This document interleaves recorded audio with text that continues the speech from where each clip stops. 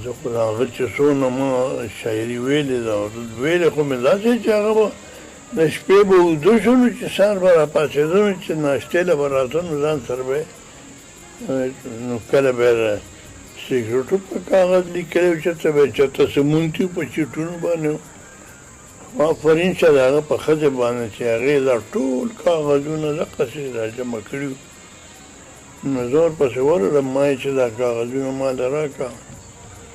ویې تاله در کوم بل چاله نه ورکوم دا به ضایع شي مې نه ځای ضایع کېدو ته نه پرېږدم رښتیا خبره ده چې هغه سړی دې ته وګوري د هغه دغه ژوند ته وګوري چې په کوم ماحول کې هغه لوی شوی و په کوم ماحول کې او د هغې او بیا دغې